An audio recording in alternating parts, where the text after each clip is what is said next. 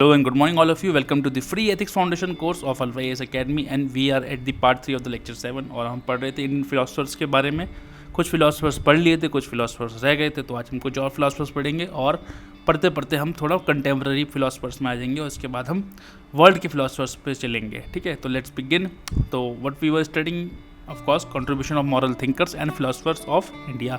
In that section, let's begin with the राजा राम मोहन रॉय जी. अब आपको पता है कि इंडियन फादर ऑफ इंडियन रहने से भी इनको कहा जाता है. ठीक है, और बहुत बड़ा इनका रोल था सोशल रिफॉर्मेशन में. एबोलिशन ऑफ सती एक्ट में सती को एबोलिश कराने में बहुत बड़ा रोल किसका था? राजा राम मोहन रॉय जी का. Because he considered those practices to be unethical. Thus he was a tireless social reformer, yet he also revived interest in the ethical principles of Vedanta school. और उन्होंने ये बोला कि ठीक है भाई, वेस्टर्न या यूरोपियन या जो भी बाहर से नॉलेज है, ठीक है, अच्छी बात है, लेकिन आप उसको अनरैशनली या इरेशनली उसको फॉलो मत करो. आप जो है उसको इंक्वायर करो, आप उसको जो है उसमें लॉजिक फाइंड करो, आप जो है उसके बारे में इंक्वायरी करो और तब एक डिसीजन लो. इन्होंने जो वेदांत स्कूल था उसको बताया कि ठीक है, हमारे यहाँ भी जो स्कूल्स हैं, हमारे यहाँ भी जो फिलॉसफीज़ हैं वो बेहतर हैं, वो भी उसी लेवल की हैं जो वेस्टर्न फिलोसफर्स कहते हैं. Thus he pitched Vedanta school as the counterpoise to the western assault on Indian culture. He was a social reformer who borrowed elements of Christianity in order to reform Hinduism. In fact, he was a social reformer who took various things from various religion. सही चीज़ें उन्होंने हर religion से उठाई. जैसे हमारा constitution है जो कि जिसमें कि बहुत सारी चीज़ें डिफरेंट कॉन्स्टिट्यूशन से उठाई गई हैं, और राजा राम मोहन रॉय जी ने बहुत बड़ा रोल प्ले किया इंडियन रेनेसे में, इंडिया को इंडियन सोशल रिफॉर्मेशन में. उन्होंने फ्रेंच और अमेरिकन रिवोल्यूशन से आइडिया लिए. इनफैक्ट विवेकानंद जी ने को ट्रिब्यूट देते हुए, राजा राम मोहन जी रॉय जी को ट्रिब्यूट देते हुए विवेकानंद जी ने कहा था कि Raja Ram Mohan Roy has put India on the march towards progress and freedom. अब स्वामी विवेकानंद जी पे आ जाते हैं. वो उन्होंने इंडिया में 2 इंडियन फिलोसफी इंट्रोड्यूस क्या करी, वो पहले से थी, उन्होंने क्या बोलते हैं ना, कंसाइज कर दिया. और वेदांता एंड योगा, तो योगा तो आपको पता ही है, जो हमारे बाबा जी सिखाते हैं सुबह सुबह. That's school is a type of yoga school. हाँ, बाबा रामदेव. और इनफैक्ट जो आज का योगा है वो बहुत इजी है. जो योगा स्कूल एक्चुअली जिससे कि हम पाथ ऑफ सेल्वेशन अटेन करना चाहते हैं, वो जो योगा प्रैक्टिसेस हैं, योगिक प्रैक्टिसेस हैं, that are very very difficult. उसमें जो आपको बॉडी की फ्लेक्सिबिलिटी और जो कर्तव्य उसमें होते हैं वो हमारे बस के आज के टाइम पे नहीं है. And Vedanta philosophy, now Vedanta means end of Vedas. Actually Vedanta philosophy में मोस्टली चीज़ें जो है वो ली गई हैं किससे? आपके उपनिषद से. जैसे अद्वैत फिलोसफी, विशिष्ट अद्वैता, शुद्ध अद्वैता, द्वैता अद्वैता, ये जो सब स्कूल्स थे, ये कौन सी फिलोसफी के थे? ये वेदांता स्कूल के थे, है ना. शंकराचार्य, रामानुजाचार्य, वल्लभाचार्य, इन्होंने जो अपने अपने स्कूल्स थे ये वेदांत फिलोसफी के. तो Swami Vivekananda was the one who started this Vedanta and yoga philosophy to the. और इन्होंने western Vedanta and yoga school कहाँ इंट्रोड्यूस भी किया? वेस्टर्न वर्ल्ड में. ऑफकोर्स जब वो 18 I don't exactly remember the year, I think it was 1892 when he went to the Chicago and people started following him from that particular event. तो उन्होंने बहुत सारा काम किया. उनकी जो कोर वैल्यूज़ थी, तो उन्होंने new theory of ethics and new principle of morality based on the intrinsic purity and oneness of आत्मन. तो उन्होंने बहुत 2 चीज़ों पे किया कि आप यार बाहर से क्या मटेरियलिस्टिक तुम चीज़ों पे ध्यान देते हो, तुम जो है बढ़िया चीज़ों पे ध्यान दो, अपनी इंट्रिंसिक ब्यूटी पे ध्यान दो, अंदरूनी जो आपकी सोल है उस पर ध्यान दो, उसको प्योर करो, उसको जो है घृणा क्रोध से मुक्त करो. ठीक है. And oneness of Atman, that is the आपकी जो सोल है और जो गॉड है वो एक ही है, वो मिक्स है, और एक दिन ये जाके मिल जानी है बस. वो हमारी जो सोल है, it is a manifestation of God only.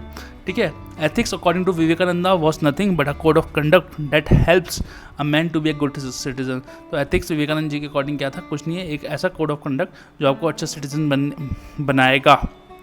और विवेकानंद जी का most important contribution modern world में था उनका जो इंटरप्रिटेशन था रिलीजन का as a universal experience of transcendent reality common to humanity of. तो उन्होंने कहा कि जो रिलीजन में कोई भी आप रिलीजन उठा लो, उसमें जो भी चीज़ें सिखाई जाएंगी या जो भी कॉमन चीज़ें हैं वो सेम ही हैं, वो यूनिवर्सल हैं, वो ह्यूमनिज़म को प्रमोट करती हैं वो मोर ह्यूमन इन नेचर हैं. In fact humanism and universalism was the two cardinal features of Indian spiritual culture. ठीक है, जो इंडिया में आप मानेंगे कि ठीक है भाई हमारे अंदर कंपैशन होना चाहिए, तो that principle, if compassion is a ethical principle then it transcends all religion. Compassion आपको हर रिलीजन में मिलेगा. कोई भी रिलीजन ऐसा नहीं है जो आपको मना करे कि कंपैशन आपके अंदर नहीं होना चाहिए.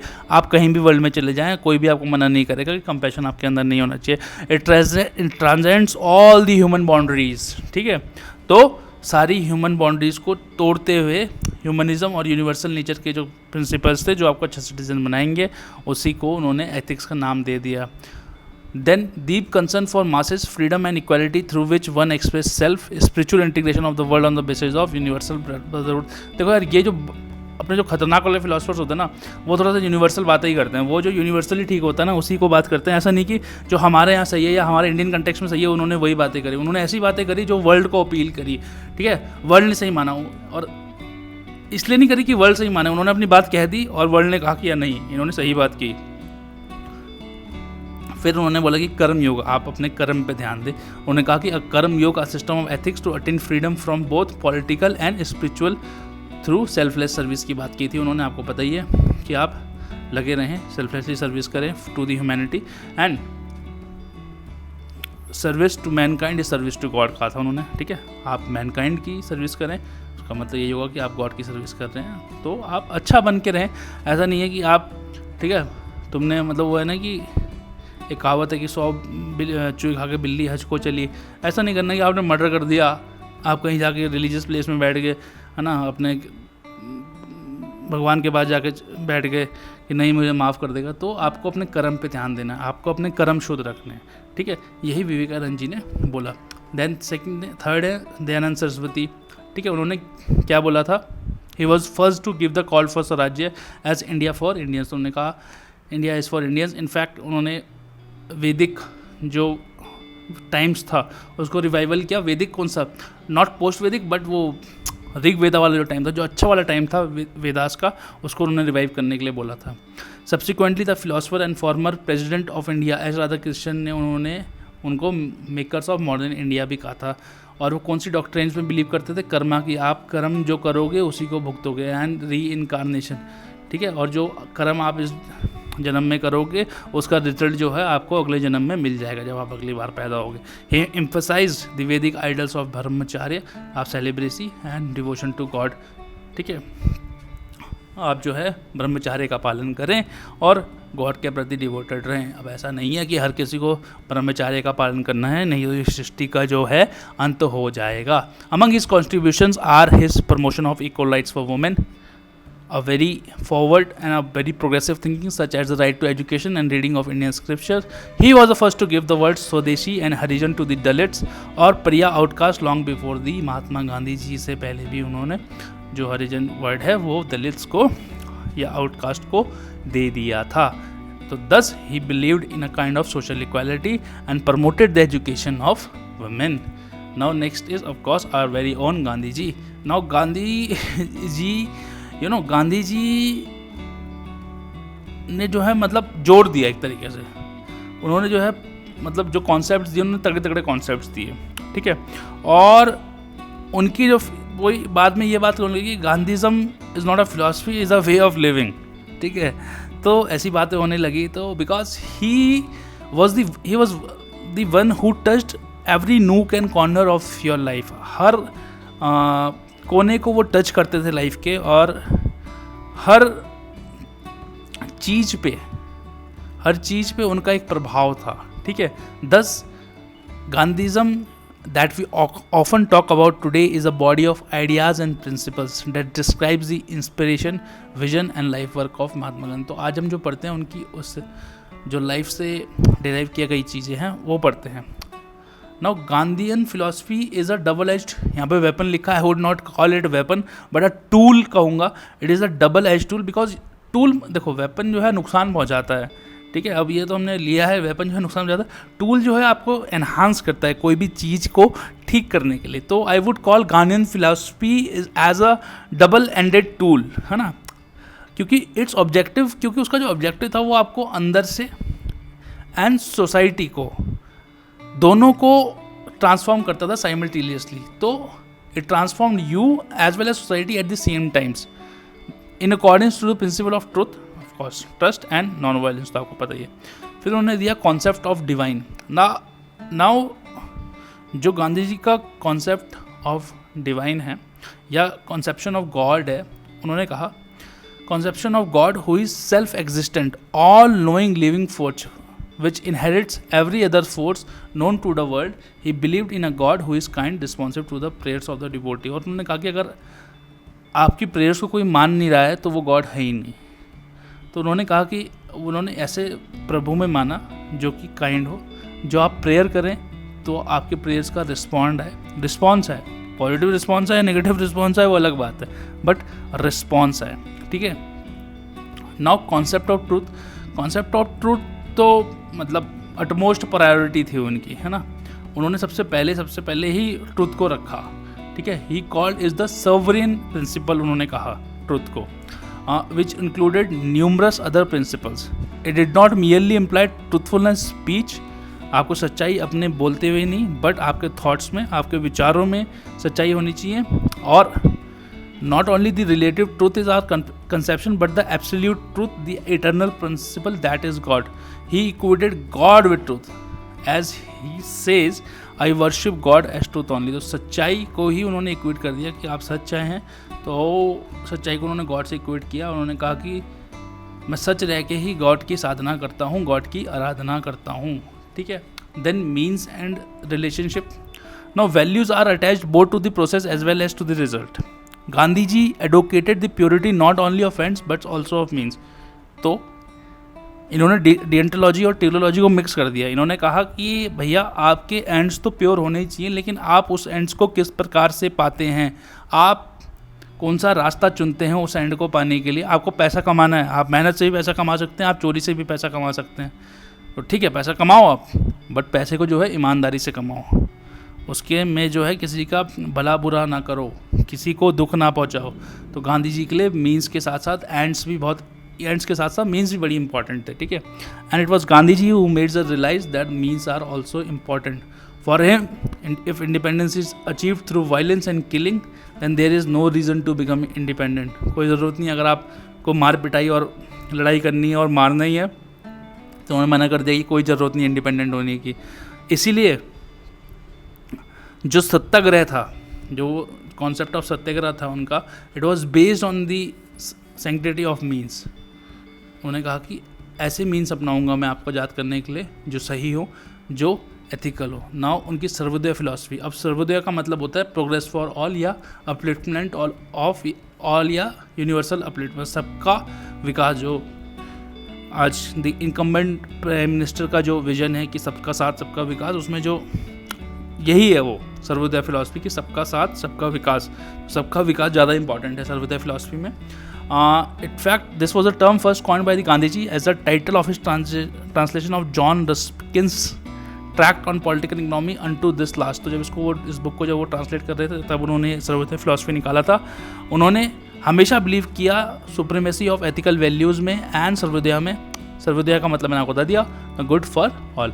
सत्याग्रह of course it was a tool to achieve the Indian independence. It was an ethical tool to achieve the independence because Gandhiji didn't want to go through violence and killing. Thus, Gandhiji called this overall method of non-violent action satyagraha.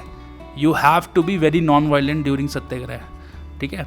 It means the exercise of purest soul force against all injustice, oppression and exploitation. And in our case in India, it was directed against the Britishers. ये Britishers के खिलाफ directed था. The origin of Satyagraha can be found in Upanishads and in the teachings of Buddha, Mahavira and a number of other great including Tolstoy and Ruskin. तो ऐसा कुछ नहीं है कि सत्याग्रह गांधी जी के ही आपको फिलॉसफी में मिलेगा, वहाँ आपको उपनिषद में मिल सकता है. बुद्धा, महावीरा अगर आप उनको ढंग से पढ़े, और फॉरेन जो फिलोसफर्स हैं Tolstoy, Leo Tolstoy, Ruskin gone, वहाँ पे भी आपको जो है सत्याग्रह का क्या मिलेगा, अवशेष मिल जाएंगे या वहाँ की उसकी फिलॉसफी मिल जाएगी. देन उनका जो कॉन्सेप्ट था स्वराज. स्वराज का मतलब क्या होता है? स्वराज का मतलब सेल्फ रूल. ठीक है, सेल्फ रूल। और उन्होंने कहा कि it is an integral revolution that encompasses all spheres of life. तो thus we need independence not only from the Britishers but from the various things that बहुत सारी भाई ब्रिटिशर्स से हमें फ्रीडम मिल गई, लेकिन हमें और फ्रीडम्स भी चाहिए जो हमारे सोल को या हमें काम करने के लिए, जो मॉरल अपलिफ्टमेंट के लिए ज़रूरी है।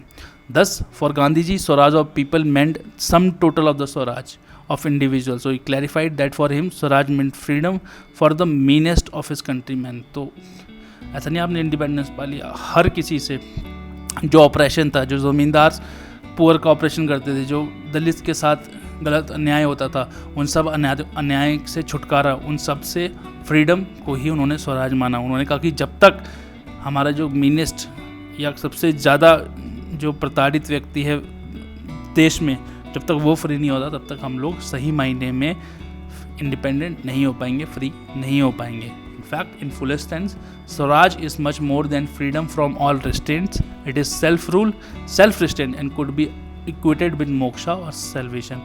तो स्वराज कोई सेल्फ रूल या पॉलिटिकल टर्म नहीं है, it is a more of A ethical term, it's more of a spiritual term जहाँ पे आपको self rule, self restrain practice करने हैं। फिर उनका जो कॉन्सेप्ट था ट्रस्टीशिप का, ये बहुत बार क्वेश्चन भी आ चुका है मेंस में। तो ट्रस्टीशिप जो है is a socio economic policy that was propounded by Gandhi ji. It provides a means by which the wealthy people would be trustees of trust that look after the welfare of people in general. और यही trusteeship model से ही equal distribution of wealth achieve करना चाहते थे गांधी जी। उन्होंने कहा कि अमीरों को जो है देखना चाहिए, देख रेख करनी चाहिए सभी की। This principle reflects Gandhi ji spiritual development which he owed partly to his deep involvement with and study of theosophical literature and Bhagavad Gita. ये सब उन्होंने जो है रिलीजियस टेक्स्ट से सीख के बनाया था। तो गांधी जी के 7 डेडली सीन्स पढ़ लेते हैं, मतलब कि उन्होंने 7 डेडली सीन्स दिए थे उन्होंने कि भाई देखो ये ऐसा नहीं होना चाहिए। तो वेल्थ विदाउट वर्क आपके पास नहीं होनी चाहिए, then pleasure without, you should not have pleasure without conscience, है ना।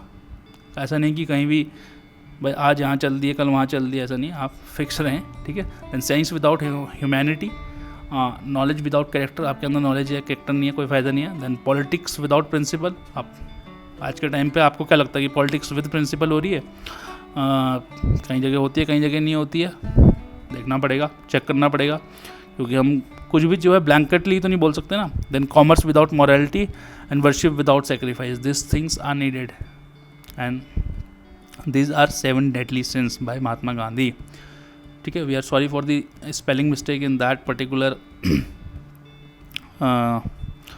slide. It was a picture taken and we'll take care of it. Many people have pointed out earlier also. See, when we make so much of content, it's very natural that 1 or 2 spelling mistakes are there. So, but you can always point us out because this material gets into, ये आगे जाके coaching का material बनता है, इससे booklets बनती हैं, and we try to put it to जो भी बच्चा तैयारी कर रहा है उस तक ये पहुँचे, हमारे यही एक आइडिया रहता है। तो आप लोग भी हमारी मदद कर सकते हैं हमेशा इसको इम्प्रूव करने में। आप बता सकते हैं कि इसको आप हमारे से कई बार कोई पॉइंट छूट जाए, कोई स्पेलिंग मिस्टेक हो जाए या कहीं कुछ गलत लिख दें हम, तो आप हमें ज़रूर बताइएगा कमेंट बॉक्स में, हम उसको इम्प्रूव करने की कोशिश करेंगे। देन कंटेम्प्रेरी फिलोसफर्स में आ जाते हैं थोड़ा सा। जवाहरलाल नेहरू जी थे, तो ऑफकोर्स देखो बहुत सारी चीज़ें उन्होंने बनाई, ठीक है। तो in fact he was the architect of modern Indian state. उन्होंने पूरा मोनार्की से रिपब्लिक का ट्रांजिशन देखा, है ना। जब हम फ्रीडम, जो ही was the first prime minister of India, तो जो प्रॉब्लम्स थी उन्होंने फेस करी। आज तो आप कह सकते हैं कि यार उन्होंने ऐसा नहीं किया, वैसा नहीं किया। देखिए यार, उस टाइम की जो सिचुएशन होती है या उस टाइम की जो प्रॉब्लम्स होती है वो व्यक्ति जो है उस टाइम ही समझ सकता है।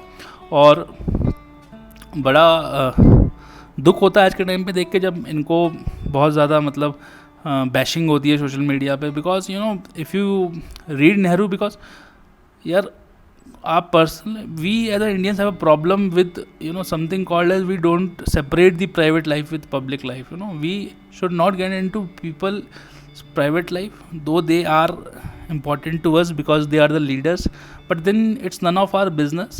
We should see how they perform publicly, and the question or the analysis should be of their public life and their public decisions, not of what they did in the private life. So that's my opinion. People might have a different opinion and it's totally okay, है ना।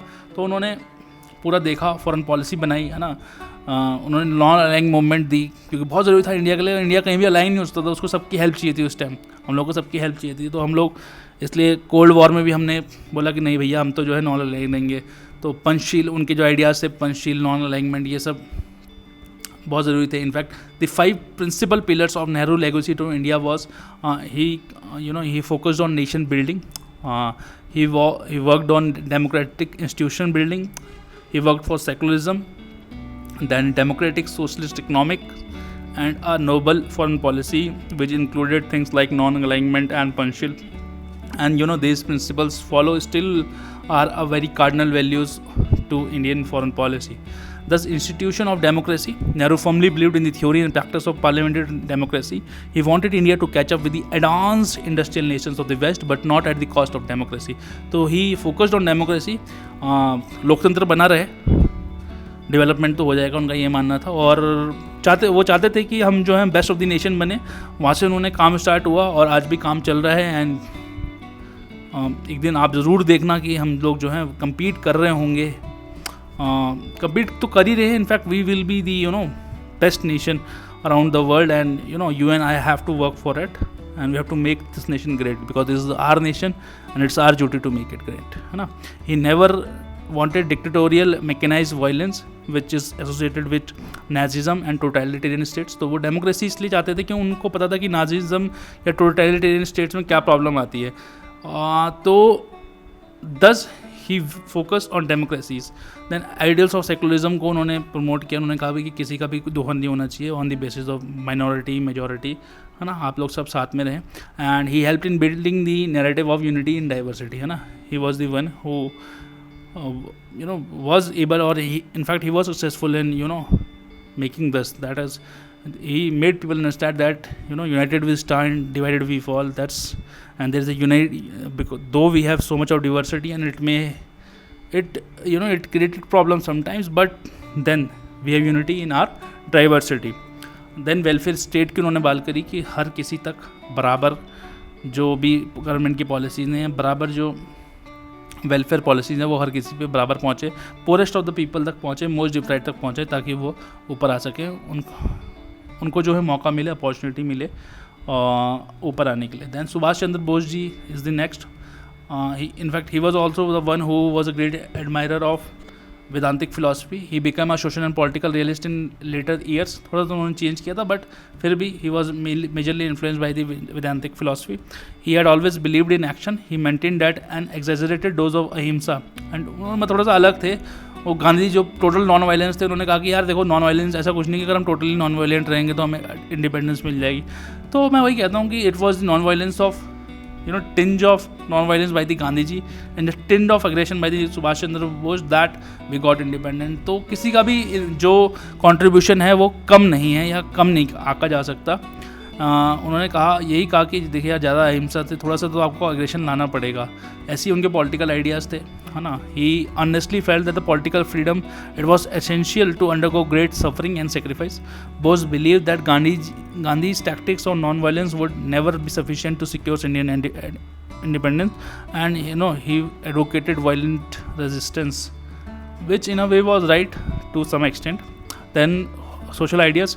He certainly recognized the urgency of winning the political freedom of the country, but he was also a realist to understand that the internal social struggles between the landlord and peasants, capitalist and laborer, rich and poor could not be postponed. तो ये तो दिक्कत आएंगी और इसको जो है वहीं पे सॉर्ट आउट करना पड़ेगा हमें, ठीक है। दैन सरदार वल्लभ भाई जवेरी भाई पटेल, ऑफ कोर्स हमारे आयरन मैन ऑफ इंडिया, है ना। अभी इनकी बहुत बड़ी स्टैच्यू बनाई गई है आपका गुजरात में, है ना। और क्या बोले, ही was the one who established modern Indian all India services. He was a patron saint. और इन्होंने जिस प्रकार से भारत को जोग्राफिकली जोड़ा, उसके लिए इन्हें आयरन मैन का टैग दिया गया। Very commendable work done by him. In fact Patel swore by the gospel of non-violence which he felt had given to be suppressed poor a consciousness of their rights and their political values and ideals. Sardar Patel was a strong non cooperator and to great part in propagating the ideas of Gandhi's non cooperation. तो गांधी जी का जो non cooperation था उसको उन्होंने काफ़ी promote किया था, ठीक है, फॉर गांधी उनके लिए जो है उन्होंने जो है एग्रीकेरियन सिस्टम, जो हमारी एग्रीकल्चर इकनॉमी है, उसको रिकन्स्ट्रक्शन के लिए या रिकॉन्स्टिट्यूशन के लिए काफ़ी ध्यान दिया, ठीक है। एंड पटेल जी भी ऐसे थे, वो गांधीज़म में या गांधीयन तो थे, लेकिन वो पूरी तरीके से मतलब मानते नहीं थे कि नॉन वायलेंस नहीं होनी चाहिए। इनफैक्ट 2-3 स्टेट उन्होंने वायलेंटली लिए थे लास्ट में, तो एब्सोल्युटली नहीं मानते थे उसको, बट गांधीयन थे। And in fact it appears that the Patel accepted non-violence only as a policy and not as a philosophy of life, है ना। तो हो जाता है, तो आप कभी कभार मानते कुछ और हो, करते कुछ और हो, आपके एक्शंस कुछ और स्पीक करते हैं, बट ठीक है, he was a great leader, इसमें कोई डाउट नहीं है, and he will always be, and we have many things to learn from him. The next is Bhagat Singh ji. He 23 years में उन्होंने अपनी देश के लिए जान दे दी।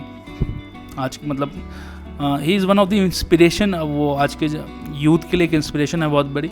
उन्होंने इनकलाब जिंदाबाद, जिसको मतलब लॉन्ग लिव रेवोल्यूशन भी कहा जाता है, टर्म्स दिए। पॉलिटिकल प्रिजनर जो वर्ड था उन्होंने दिया था, और जो सोर्स बना रेवोल्यूशनरी का इंडिपेंडेंस स्ट्रगल में, ही वॉज अथीस्ट। इसीलिए एक बुक है उनकी, वाई एम अथीस्ट, पढ़ना चाहिए आपको।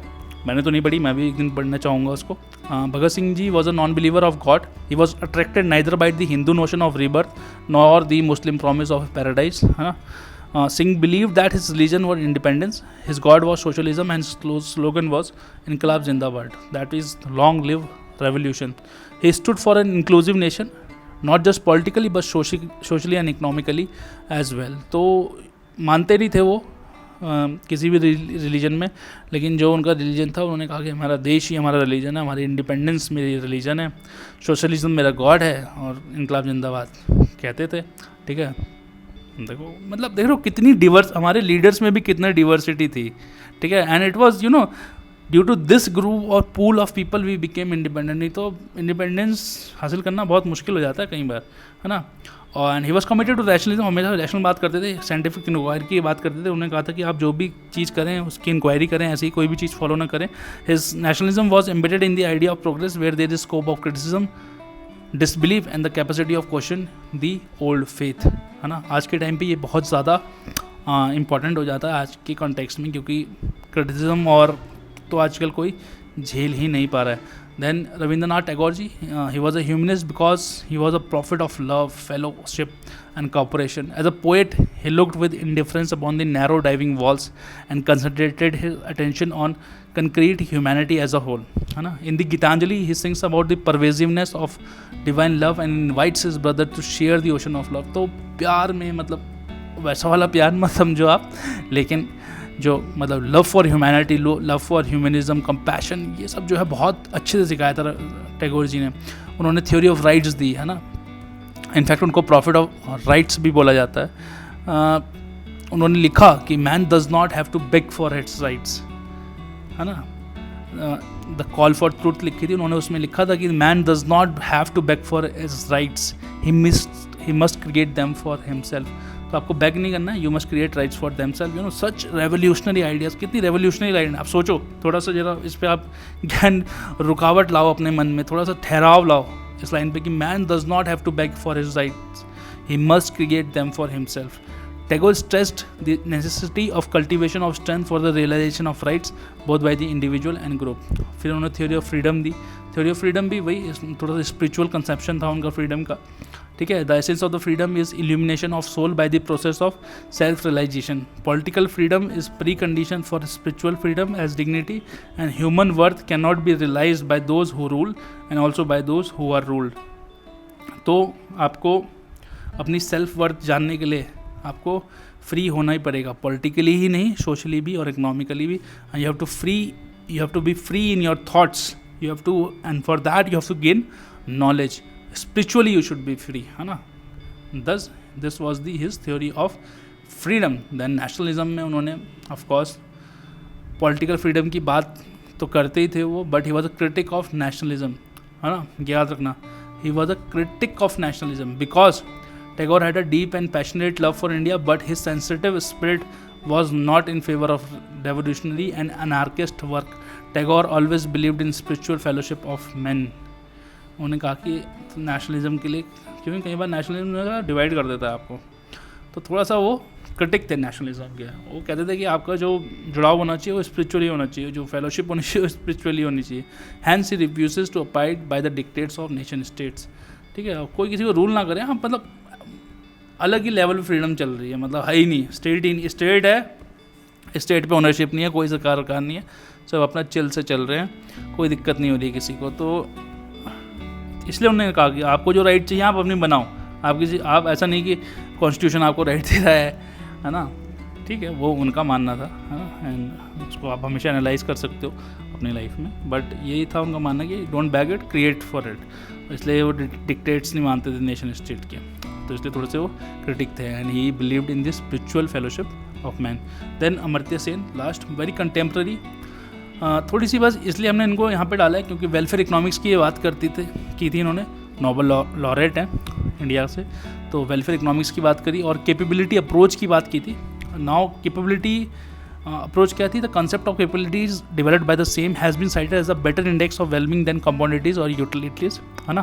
Capabilities at defined by Sen is the ability to transform Rawlsian primary goods to achievement of wellbeing. तो थोड़ा सा जो है, जो मटेरियलिस्टिक वेलबींग देखी जा रही थी वर्ल्ड में कैपेबिलिटी को, उसको इन्होंने चेंज किया. उन्होंने कहा कि आपकी जो खुद की वेलबींग है या इंटरनली जो इंटरनल वेलबींग है आपकी, है ना, आप कितने खुश हैं. जैसे भूटान आपको ग्रॉस हैप्पीनेस इंडेक्स नापता है, आप अंदर से कितने खुश हैं आप वो नापें.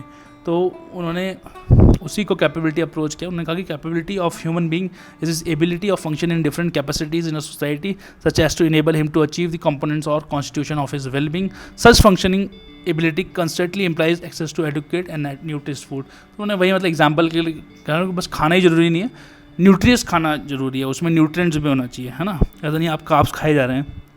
जो भी आप चीज़ लें वो आपको एडिक्वेट हो, और जो भी चीज़ सोसाइटी आपको प्रोवाइड कर रहे है वो इनफ होनी चाहिए कि आप अपनी कैपेबिलिटीज़ को एनहांस कर सकें, और जो भी आप लाइफ में पाना चाह सकते हैं पाएँ, और अपनी जो वेलबींग है, इकोनॉमिकली, सोशली वेलबींग आप और पॉलिटिकली वेलबींग आपकी अचीव हो, तभी जो है किसी भी उसको कैपेबल माना जाएगा नेशन स्टेट को. यही उनकी कैपेबिलिटी अप्रोच थी. तो इंडियन फिलोसफर्स हम यहीं पे ख़त्म करते हैं, शायद बहुत हो जाएगा. कोई और डाउट हो, कोई आपको चीज़ पूछनी हो, तो you can always ask in the comment box. Thank you all for watching. Till then, take care, keep smiling, keep healthy, and we shall see you tomorrow. Bye bye.